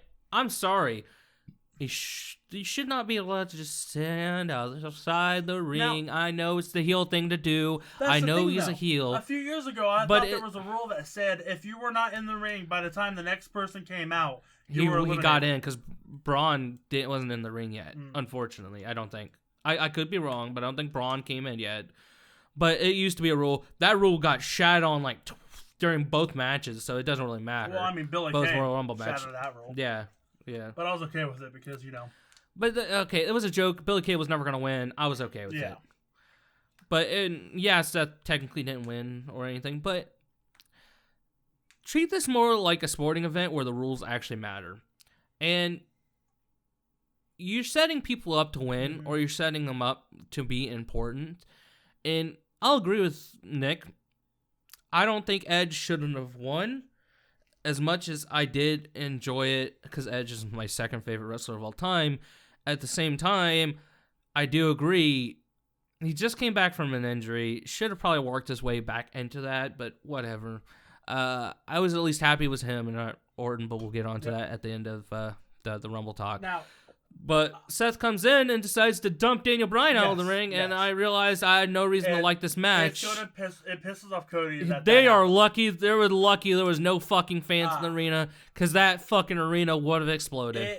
Yes, Cody got mad when Daniel Bryan got eliminated. Now, here's the reason. Even you were mad. I was mad because it just seemed bullcrap. Now the only reason I'm not hating on Seth Rollins for this, one, he didn't choose. He didn't come out there and go, "Yeah, I'm just going to eliminate you." I get it. I'm not fully hate. I don't legitly hate Seth Rollins. I don't hate Tyler Black, whatever his real first name is. Like, this is why you're not going to completely hate Seth Rollins for eliminating Daniel Bryan, because after eliminating Daniel Bryan, he did us the best favor of this whole entire match, and that makes me want to just hug this man.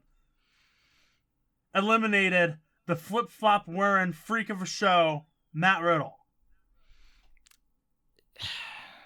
That was pretty nice. That made me happy. Now at this point, this is where they filled in how dumb the show I'll let you finish. I've lost all interest again. Now talking about Daniel Bryan getting eliminated. This is what filled in how dumb this match in particular was. At this point, it comes down to the final four. It's Edge, Christian, Braun Strowman, and Seth Rollins. Now, mind you, Randy Orton has missed his whole entire match with a leg injury, knee injury, because they ripped up his knee pad, I guess, with the chair shot or some shit. We were cutting throughout the entire match to this dude in the fucking back. I was starting to get annoyed. Anyways, Strowman goes to eliminate Edge. I think it should happen. Edge and Christian both take out Strowman, flipping him over the ropes. At that point, at flipping him over, Rollins comes up and flips Christian out with Strowman, so they're both eliminated. At this point, Edge and Rollins go at it. Edge throws Rollins out of the ring. Starts throwing his hands up. Oh my gosh, I've won! Shocker! Out of nowhere. Randy Orton comes out, flips him around, attempts an RKO. Misses it. I think he does hit the RKO. Does he miss it? I thought he hit it. Countered. And then tried to throw him out. I could be wrong. He might have hit him. I don't know. I believe he countered it. I just don't care enough to go back and watch it again. Anyways, Edge gets out of it and still eliminates Randy. And this is like a 2-second segment. There's no... Randy comes back in. They have their little spew of fighting. To make it look like Randy might actually win. No, it was almost instantly. It was stupid. It was not well booked. Of course. We're not even going to mention how Randy didn't even have any burns or anything on his face anymore. No mask. He got really good. He got some good doctors. Hey Randy, as someone who's been burnt before, can you give me your doctor's name? Just in case I ever burn myself again, because these scars on my hands and how long they took to even form and heal was a long fucking time. Alright, anyways, that was the end of the show there. I'm gonna let Cody do a quick run over overall on SmackDown. Not too much happened this past week, with the exception of Edge. I'm gonna be completely honest. I have notes in front of me. I don't remember much of it. I feel like it was boring. It is going to be a quick, because we just spent an hour. We spent a little over an hour. Not too much happened. They showed some stuff. People continuing off of Royal Rumble, but Monday Night Raw, hit it. Okay, we move over to Raw, where we start off with Drew McIntyre in the ring, and he starts putting over the Rumble that we were just talking about, which was okay. It was actually overall a better Rumble than the last couple ones. I'll give him that. But he starts talking about all the matches. Once he gets to the men's Rumble, Edge comes out and he basically berates, or he's concerned or angry. I don't really know. I think it's a bit of both. That Drew's not taking him serious, that he's the ultimate opportunist, that Drew should understand what that means, considering he won the Rumble the year before, that he could take the title away from him, and he's saying, you should have, attacked me the moment I came to this ring or something. And then Drew basically goes to start talking, and he... I'm sorry. I'm just laughing because how stupid this is. Sheamus comes to the ring, and he's defending his friend. He's like, hey, he may not tell you off, yada, yada, yada, but I will, yada. Edge leaves the ring. It was dumb. As Edge basically, I don't know if he's in the back at this point or if he's still on the ramp. They didn't show what he was doing. I think he was in the back. Sheamus hit a brogue kick on Drew McIntyre. Oh no, Sheamus turned heel. Who would have guessed that would have happened? It's not like they've been setting it up for like the last 10 weeks. That's what should happen. I haven't. Yeah, but anyway, he's a heel now. It doesn't really matter. It was dumb. It's obvious that this is just going to be Drew's feud for the next pay-per-view until they figure out who they want to do. For yeah. The match after that is sure to make you happy. God. Riddle versus Bobby Lashley. The one you would have wanted to, well, I guess Riddle won the match, but he didn't win the championship. Lashley used the, I want to say the Master Lock, and then the full Nelson on him. He uses the full Nelson on him, gets disqualified, and then does it like 2 other times. You can tell the Hurt Business is starting to implode from this match and a later match in the card. Move on. Whoever it is going to replace Alexander. Alexander's going to get kicked out. The biggest rumor right now is going to be Naomi. But there's some backstage footage with Ric Flair and Lacey Evans. No one cares. I don't want to talk about it. Bad Bunny drives up in a nice car. Even worse somehow. They're continuing this? And yeah, right, the trainers You can finish the show. I'm going to walk away.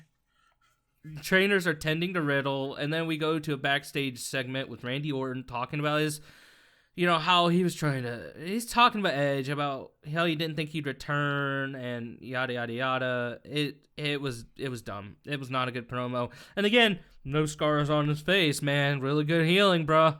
I want to know his doctor.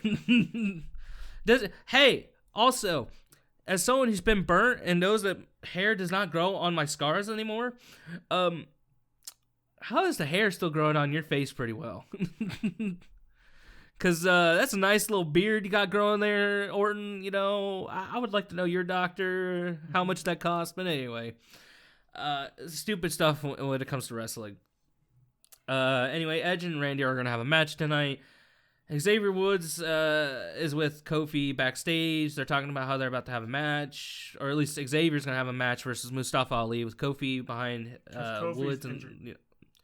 Yeah, Kofi's being his manager for the match, and Retribution's with Mustafa Ali.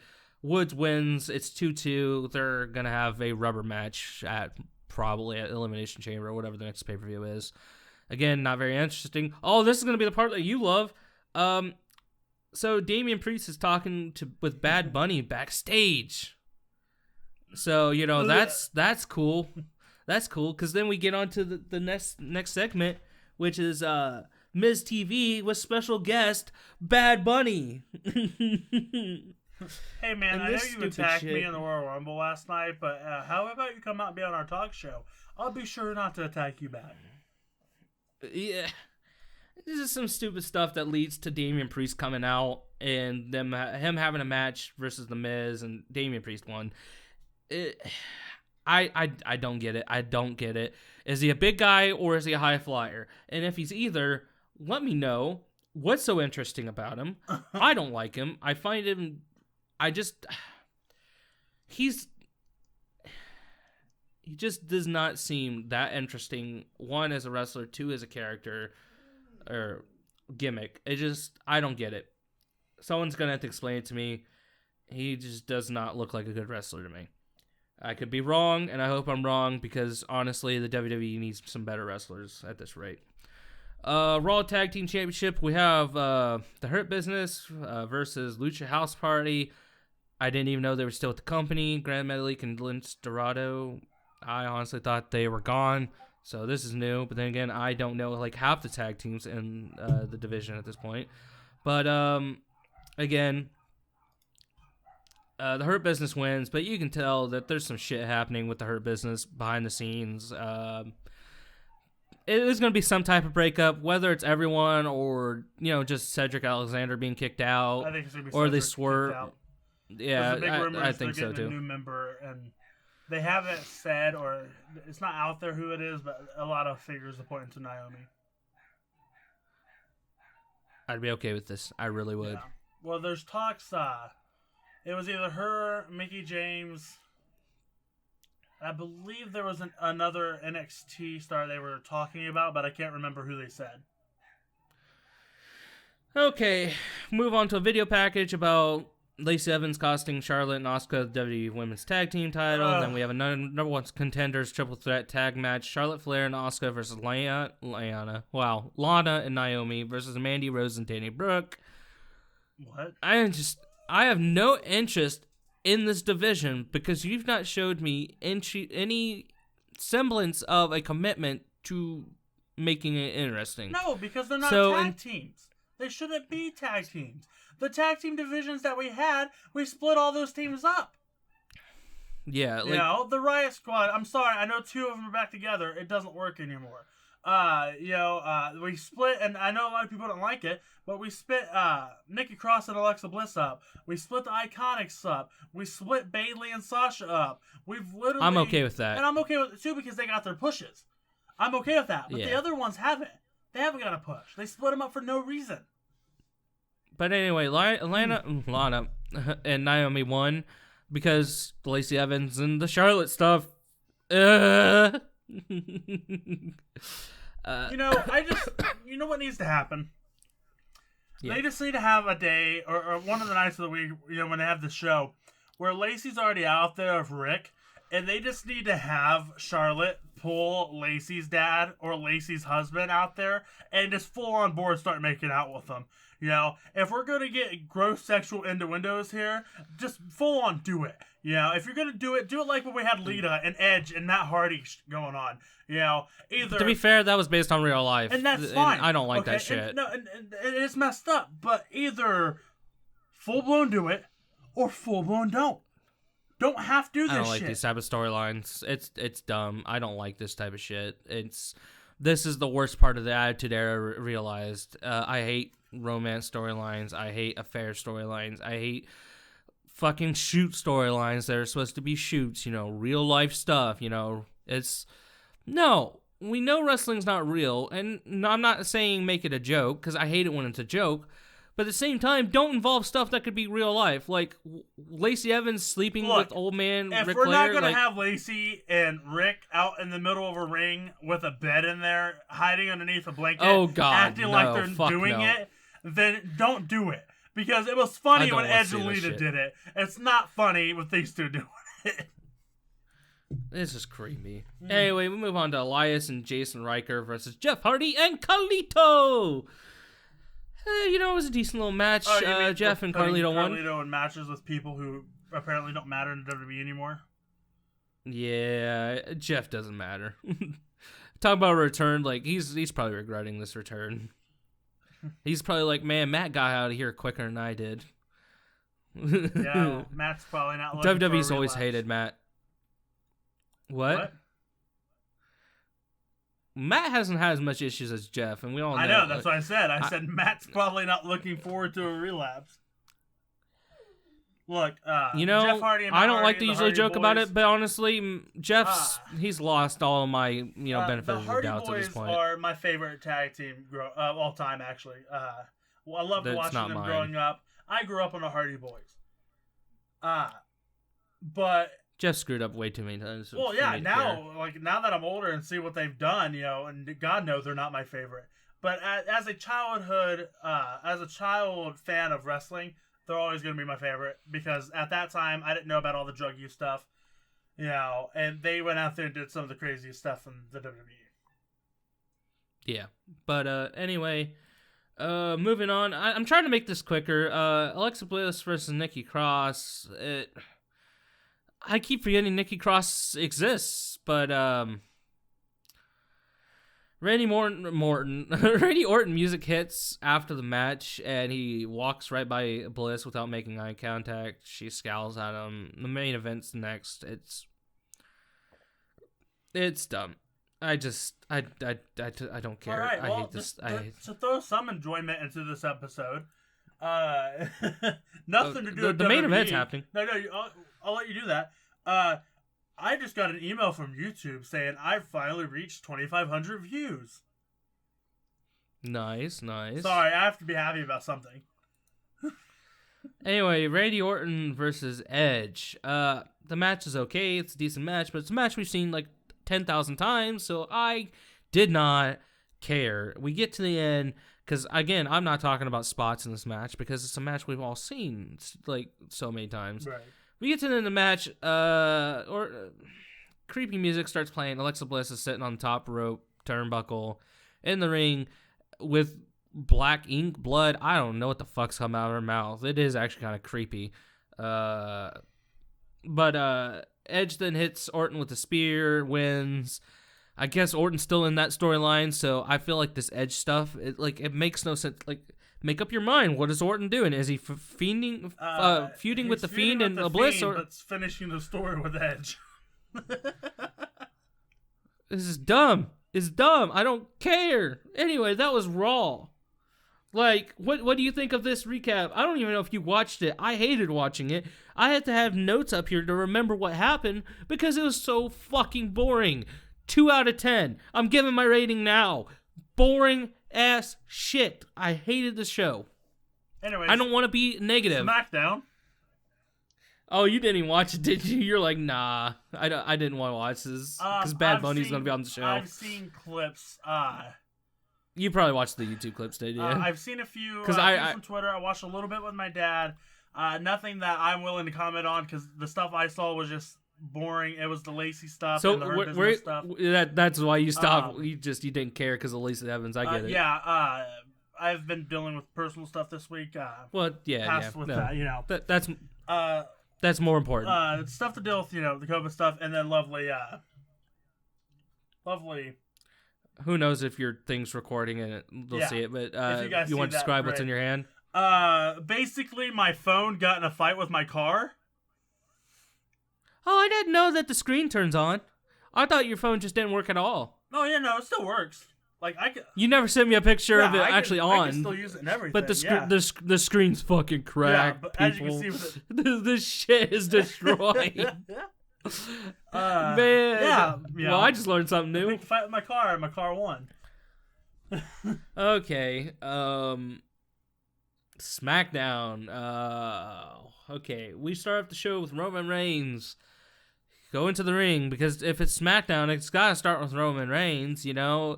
Okay, can we get a wrestling show where we don't start off with a fucking promo? This is a wrestling show. It doesn't have to start with a promo. It can start with a match. Like, it doesn't always have to start with some guy going to the ring talking. Some of us want to see a match start. That's my rant to end. I'm just tired of seeing people. I gotta stop you there. We forgot to mention about Edge showing up on NXT. Oh, he showed up on NXT. I did forget I wanted to mention that. We're not going to cover too much of that. Basically, neither of us watch that religiously. Roster to roster, seeing who's going to It's obvious who he's going to wrestle anyway. But we know who's going to wrestle. Yes, he was on NXT, same as he was on Raw. Fun fact, he showed up on NXT. The ratings did not improve that much, which was hilarious. Actually, Raw and NXT, not Raw and NXT, SmackDown and NXT ratings went down this week. And there was a post-Rumble show. That is surprising.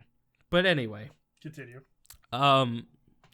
We're definitely going to be doing this, things we don't like and things that need to stop happening in wrestling soon. We need to do that special episode.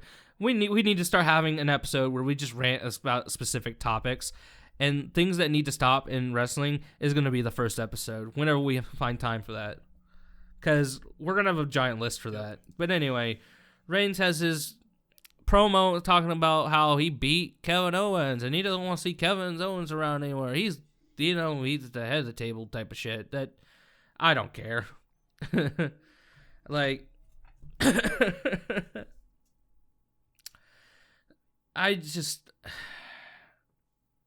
And I don't know. Then he starts talking about how Edge won the Rumble, and then he tells the people to hit his music and pyro, tell him to get the hell out down there.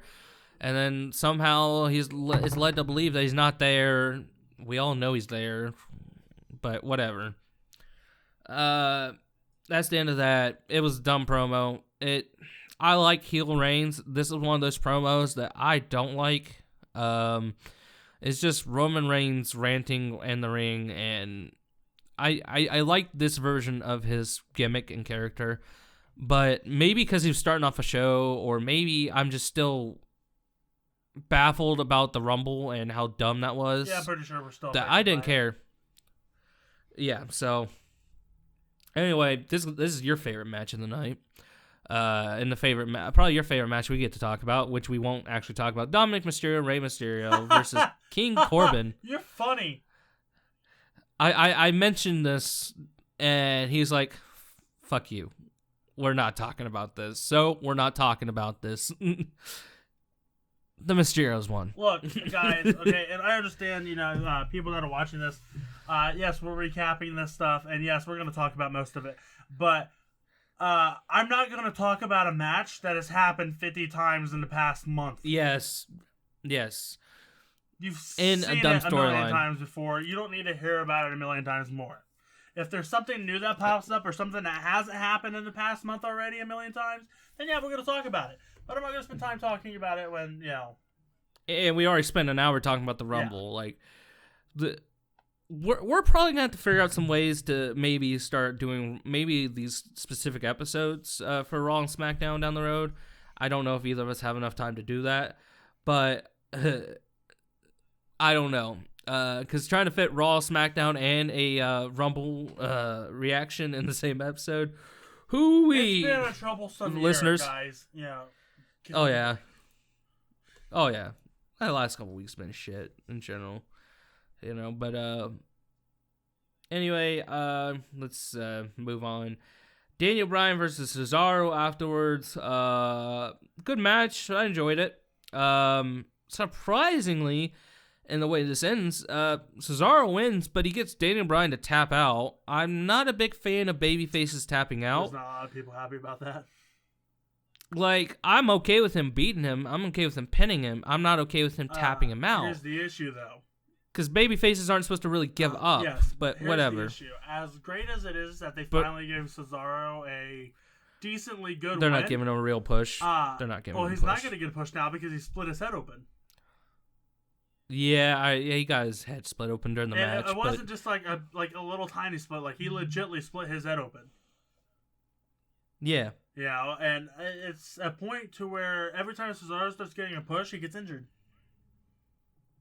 He's not going to be injured. I think he's fine, but there was a nice bit of blood on him. A lot of hard-way blood lately. I'm starting to wonder if there's like an agreement backstage, since they're not letting them, blade, right, that the wrestlers just like, we're going into business for ourselves. We're going to bust each other open. Could be. And Daniel Bryan and Cesaro would be the type of guys to do that. Oh yeah, they're like the old school. Because they're just old school. Yeah. They're old school indie guys. Yeah. They would do that in a heartbeat. But anyway, that was pretty good. Belair had a backstage segment. Wow, I'm starting not to be able to talk. Well, we're already in like an hour and a half in, and I'm running on like 3 hours of sleep, and I'm pretty sure I'm having a stroke or something. But anyway, we have a match after that backstage segment. Where, of course, she's talking about the Rumble, how she won, and how awesome that is, and she gave her Rocky she'll wrestle. Yeah. But Bayley versus well, that was after the Rumble. But Bayley versus Ruby Riott with Liv Morgan. Bayley ends up winning that match. I guess Ruby Riott is becoming less and less and less liked or something, because man, she getting shit on left and right. After the match, Billie Kay grabs her resumes and approaches Bayley to give her resume. Look, this Billie Kay stuff is so dumb, but it makes me laugh so much. I'm excited to see who she's going to get to be as partner. Right? Or who's going to kill her. Someone's gonna like kill her or something. She's gonna get run over by her own golf cart. It's gonna be Ruby Riott just out of anger. Liv Morgan's gonna leave Ruby Riott. But anyway, I will say. Moving on. I will say one thing real quick. I'll let you. Okay. And this would be the only reason I'm excited to find out who Edge is going after for the champion. And the only reason I'd be okay with him winning it. If Edge faces Roman and beats Roman at the WrestleMania, that means he goes to SmackDown. Meaning, we get the original cool-looking Edge in his blue outfit. Yeah. I'll accept that. Only because, like I said, I love Edge as a wrestler. I love original Edge. And when he was on SmackDown is when I personally liked him the best. So, I'll give you that, Edge. If you don't do that, you're dead to me.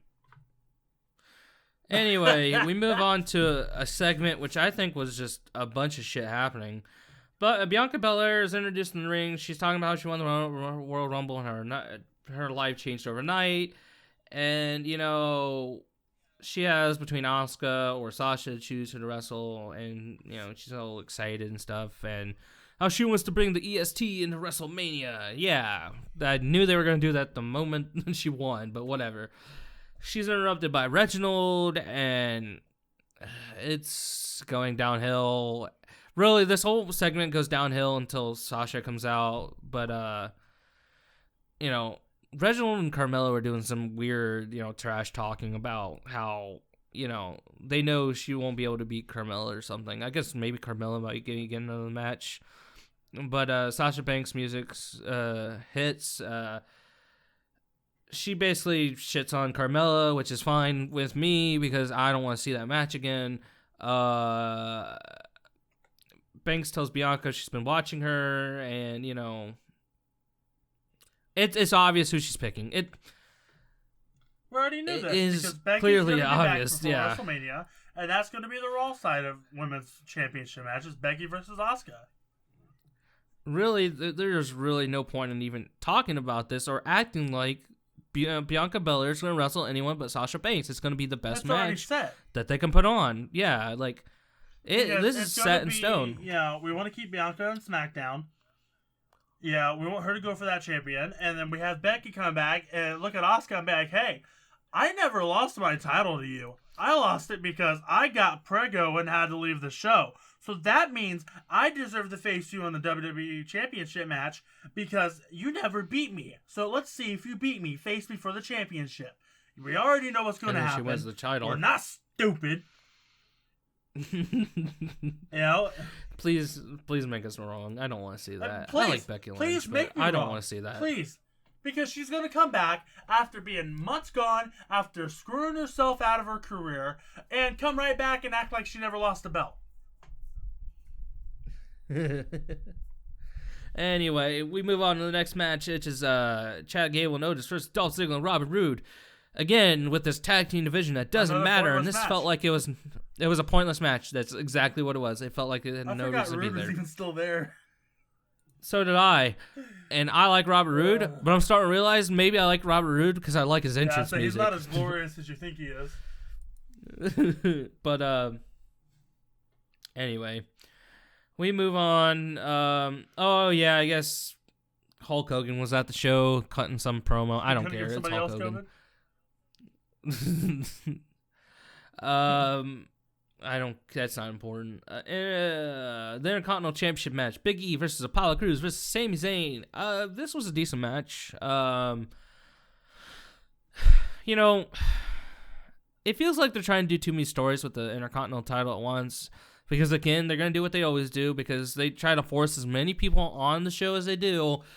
And it seems like the Intercontinental title is always defended in, like, these giant ladder matches or these giant, you know, people matches. And I feel like this is going to be like a triple threat, fatal four-way or something come WrestleMania for that title. But, anyway, Big E's still the champion. He wins. It was not a very good match. Well, okay, sorry. It was a good match, but it was not an interesting match because it's pretty obvious that nothing's going to change. I don't see Big E losing his title even at WrestleMania once we get there. Yeah. Like this is a problem I have with WWE.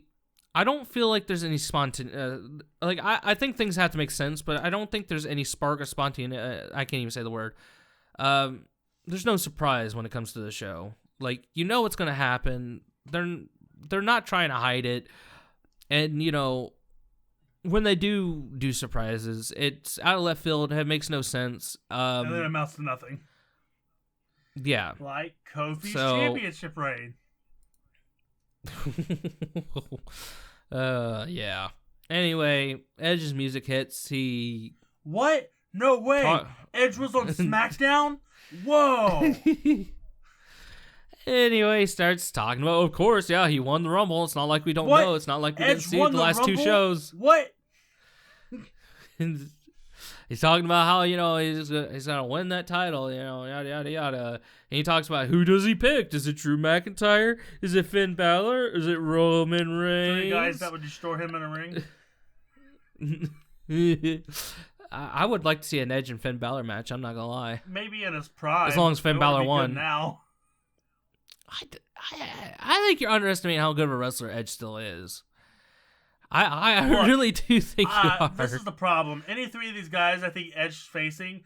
I think Edge goes in, tries to overdo himself so he can keep up with any of these 3 guys, and hurts himself again. He's gonna pull a fucking muscle. Anyway, Reigns comes out with the Uso and Heyman, and then Edge tells Roman he had to bring backup. And Edge says he's out here alone, yada, yada, yada. Roman tells Edge, man to man, he gives him his word.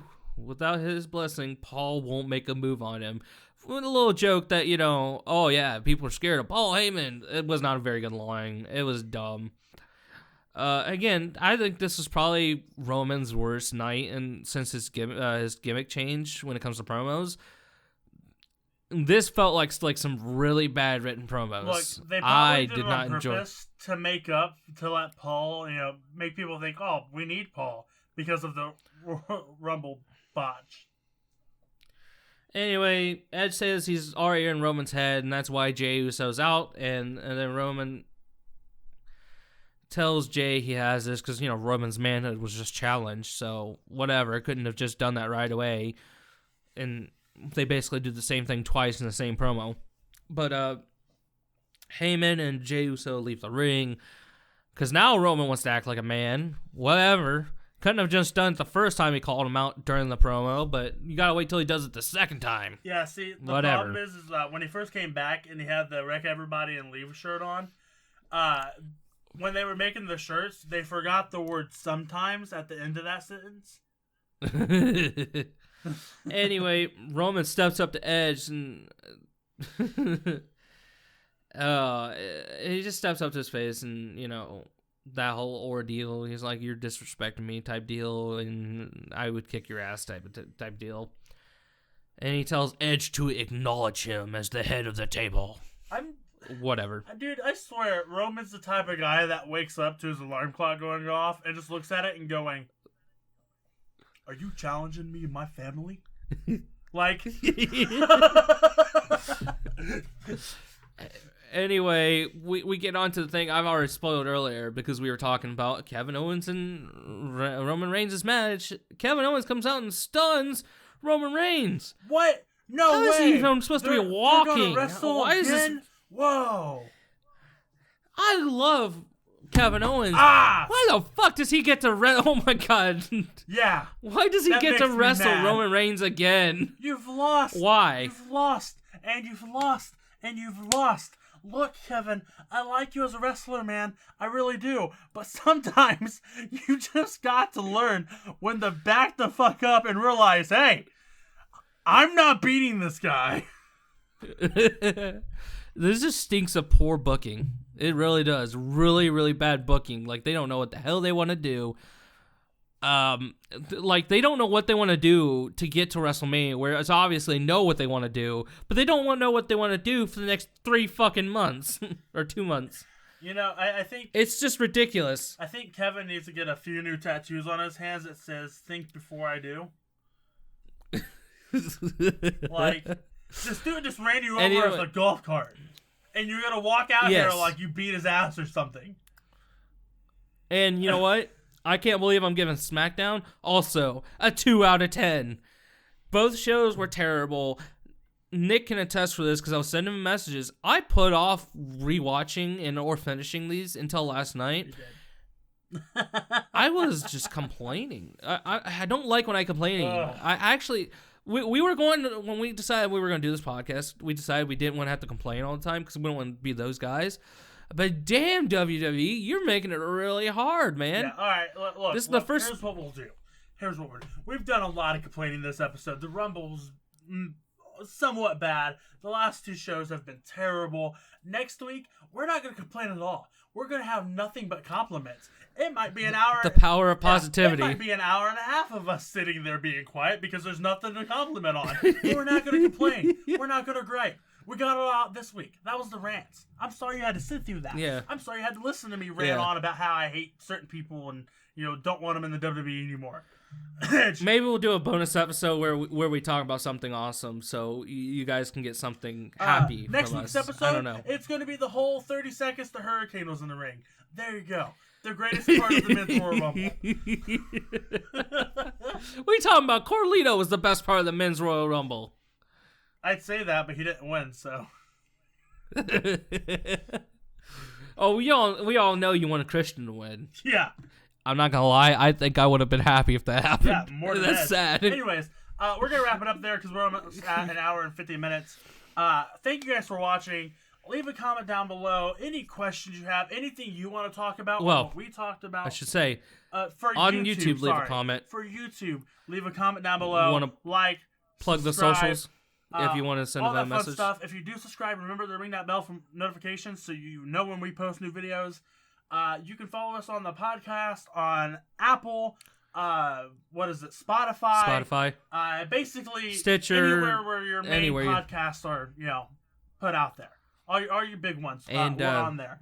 If you got questions you want to ask, if you want to comment, if you want to talk to us, follow us at our social medias at the Dog the Gamer or at Flagerian Noxus. If you want to spell that out, Nick, for the people. Cody's gonna put the links down in the description because they will be in the description, and or you can follow the podcast's Twitter at the Raw Smack Pod. Shoot us a message. Shoot us something you want us to talk about, whether it's new, whether it's old. We've been watching because we are going to start doing bonus episodes where we talk about old stuff or topics. It's been a rough beginning of the year. We're trying to get through some stuff. But yeah, follow us on the podcast, follow us on YouTube, hit us up with questions, all that fun stuff. Thank you guys for watching. I'm Nick. And I'm Cody. And we will see you in next week's episode of the Raw Smack Wrestling Podcast. Deuces.